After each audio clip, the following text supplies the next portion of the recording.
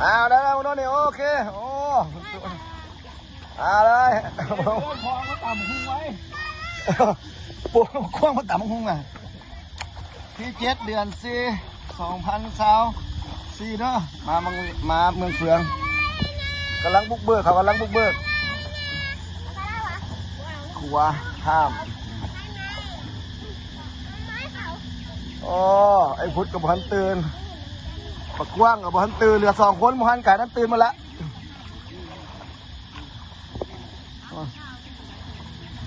แถวนี้กูได้เล่นแห้งหลายเลยบอกแมนอันนี้ก็จะมันมีก่อนมีแหน่เนาะเพราะว่าเขาไม่ได้ลิ้นเลยทางนี้ก็จะหากเฮ็ดไม่เนี่ยโอ้เล่นใต้แนวแหน่หลายแหน่มันก็ลายเลย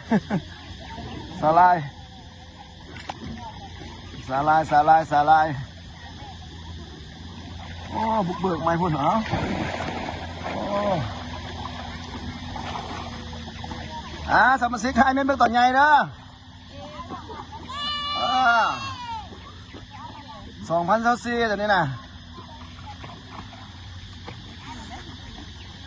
รีสอร์ทแต่ก่อนรีสอร์ทวันเนี่ยก่อน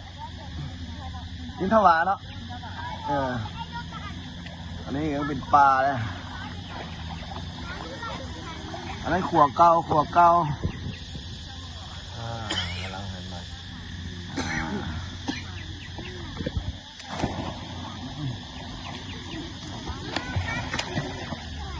โอ้เราเห็นรอยน้ำมาเตอร์เห็นรอยน้ำเป็นไหมอ่ะโอ้ยจะสร้างหากระตื้นนี่นะเหลือ2 คนม้วนตื่นไอ้พุทธกับบักกว้างตัวแม่เพิ่นตื่นละ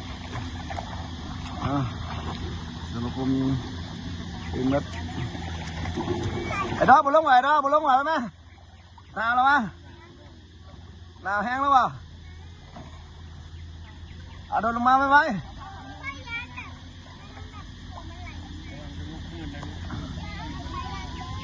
ไปล่างให้ลงมาพูนนะโอ้ยอะไรไหมโอ้นะ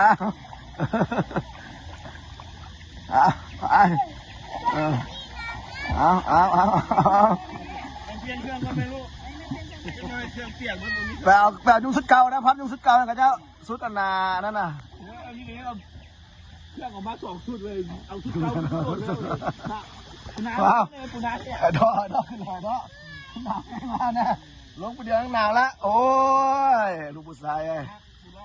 บูมเอา3 นาที